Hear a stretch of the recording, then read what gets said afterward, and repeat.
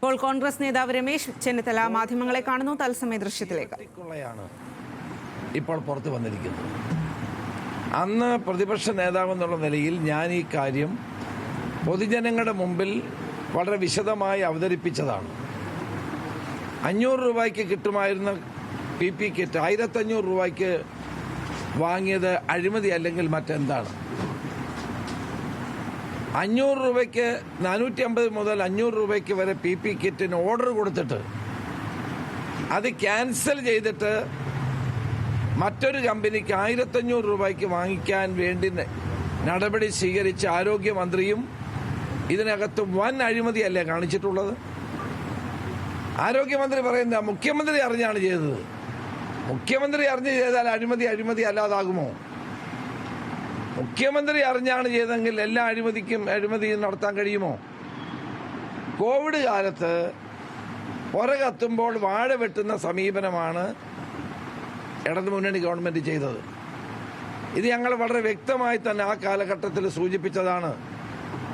ഒരു ദുരന്തമുണ്ടാകുമ്പോൾ ആ ദുരന്തത്തിൽപ്പെട്ട് ജനങ്ങളെ സഹായിക്കാൻ എന്ന വ്യാജേന ഇത്രയും വലിയ കൊള്ള നടത്തിയിട്ട് അതിനെ ന്യായീകരിക്കുകയാണ് ആരോഗ്യമന്ത്രി ചെയ്തുകൊണ്ടിരിക്കുന്നത്. മറ്റൊരു വലിയ ഗുരുതരമായ കാര്യം കൂടി പറഞ്ഞിരിക്കുന്നു. കാലാവധി കഴിഞ്ഞ മരുന്നുകൾ ആശുപത്രികൾ വിതരണം ചെയ്തു. ജനങ്ങളുടെ ജീവൻ വെച്ച് പന്താടുകയാണ് ഗവൺമെന്റ് ചെയ്തത്.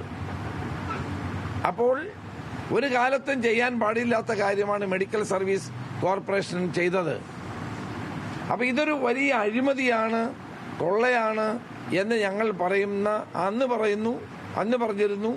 ഇന്ന് CNDAG അത് ന്യായീകരിച്ചിരിക്കുന്നു. സത്യമാണെന്ന് തെളിഞ്ഞിരിക്കുന്നു. വാസ്തവത്തിൽ ഇതിനെതിരെ കേസെടുക്കാനുള്ള നടപടിയാണ് തുടരേണ്ടത്. ഈ അഴിമതിക്കാർക്കെതിരെയുള്ള നടപടികളുമായിട്ട് മുന്നോട്ട് പോകണം. കേരളം കോവിഡിന്റെ കാലത്ത് കേരളത്തിലെ ജനങ്ങൾ അനുഭവിച്ച പ്രയാസങ്ങളും ദുരിതങ്ങളും വിറ്റ് കാശാക്കാൻ വേണ്ടി ശ്രമിച്ച ഇവരെ ജനങ്ങൾ വെറുതെ വിടില്ല എന്നാണ് എനിക്ക് പറയാനുള്ളത്. അത് ആലോചിച്ച് തീരുമാനിക്കും. ഇപ്പോൾ തന്നെ ലോകായുക്തയിൽ ഒരു കേസ് നിലവിലുണ്ട്. മറ്റെന്ത് നടപടി വേണമെന്നുള്ളത് പാർട്ടി ആലോചിച്ച് തീരുമാനിക്കേണ്ട കാര്യമാണ്. അല്ല, ആരോഗ്യമന്ത്രി അല്ലേ ആദ്യത്തെ പ്രതി ആരോഗ്യമന്ത്രി തന്നെയാണ്. അവരാകെ പറയുന്ന കാര്യം മുഖ്യമന്ത്രി അറിഞ്ഞാണ് ഞാൻ ചെയ്തത്. കേരളത്തിലെ മുഖ്യമന്ത്രി അറിഞ്ഞ് ഇങ്ങനൊരു അഴിമതി നടത്താമോ? അപ്പം മൊത്തം സർക്കാർ ഈ കാര്യത്തിൽ അഴിമതിക്കാരാണ്, അഴിമതി ചെയ്തിട്ടുണ്ട്. ധനകാര്യമന്ത്രിയും ആരോഗ്യമന്ത്രിയും ചേർന്ന് ഒരു കമ്മിറ്റിയാണ് തീരുമാനിച്ചതെന്നാണ് പറയുന്നത്. ആ കമ്മിറ്റി തീരുമാനിച്ച നടപടിയും തെറ്റാണ്. കുറഞ്ഞ വിലയ്ക്ക് PP കിറ്റ് കിട്ടുമായിരിക്കെ കൂടിയ വിലയ്ക്ക് വാങ്ങി എന്നുള്ളതാണ് സത്യം. അന്നത്തെ സാഹചര്യത്തിൽ കൂടിയ വിലയ്ക്ക് ഓർഡർ ചെയ്ത കമ്പനി 21 ദിവസം കഴിഞ്ഞാണ് സാധനം കൊടുത്തത്. അതിനു മുമ്പ് 450 രൂപയ്ക്ക് കൊടുക്കാമെന്ന കമ്പനി അത് അപ്പോൾ തന്നെ കൊടുക്കാൻ തയ്യാറായിരുന്നു. അവിടെയാണ് പാവപ്പെട്ട ജനങ്ങളുടെ ദുരിതത്തെ വിറ്റ് കാശുണ്ടാക്കാൻ ഈ ഗവൺമെന്റ് ശ്രമിച്ചത്. ഒരു ദുരന്തത്തെ പോലും അഴിമതിക്കുള്ള ഉപാധിയാക്കി മാറ്റിയ ഗവൺമെന്റാണിത്. അതുകൊണ്ട് ഇതിനെതിരെ നിയമ നടപടികൾ ഉണ്ടാകേണ്ടത് ആവശ്യമാണ്.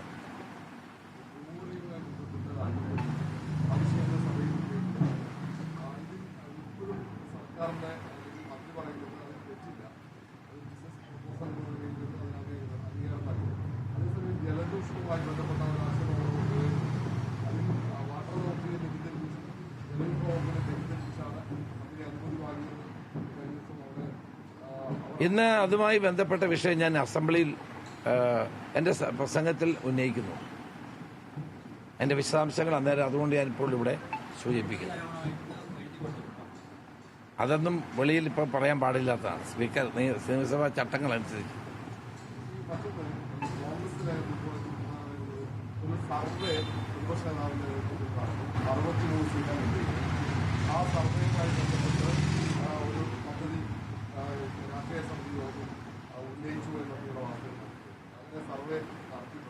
അങ്ങനൊരു സർവേ നടത്തിയതായിട്ട് എനിക്കറിയില്ല. ഞാൻ അന്ന് ഓൺലൈനിലാണ് യോഗത്തിൽ പങ്കെടുത്തത്. ഓൺലൈനിൽ അവസാനം വരെ എനിക്കിരിക്കാൻ കഴിഞ്ഞില്ല. എൻ്റെ ഓൺലൈൻ എൻ്റെ സാങ്കേതികമായി തകരാറുള്ളതുകൊണ്ട് അവസാനം വരെ ഇരിക്കാൻ കഴിഞ്ഞില്ല.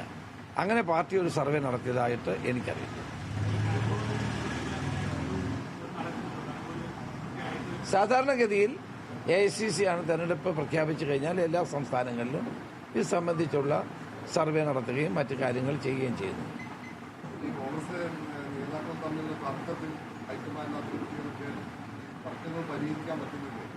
ഇപ്പോൾ വേണ്ടത് പാർട്ടി ഒറ്റക്കെട്ടായി പോവുക എന്നുള്ളതാണ്. കാരണം പഞ്ചായത്ത് തെരഞ്ഞെടുപ്പ് വരുന്നു, അസംബ്ലി തെരഞ്ഞെടുപ്പ് വരുന്നു. കേരളത്തിലെ ജനങ്ങൾ ആഗ്രഹിക്കുന്നതും പാർട്ടി പ്രവർത്തകർ ആഗ്രഹിക്കുന്നതും പാർട്ടി ഐക്യത്തോടെ പോകണം എന്നുള്ളതാണ്. എൻ്റെ അഭിപ്രായവും അതുതന്നെയാണ്. പാർട്ടിയിൽ കൂടുതൽ ഐക്യം ഊട്ടി ഉറപ്പിച്ച് എല്ലാവരും യോജിച്ച് പ്രവർത്തിക്കേണ്ട ഒരു അന്തരീക്ഷമാണ്. അങ്ങനെ ഒരു അന്തരീക്ഷം ഉണ്ടാകും എന്നാണ് ഞാൻ പ്രതീക്ഷിക്കുന്നത്.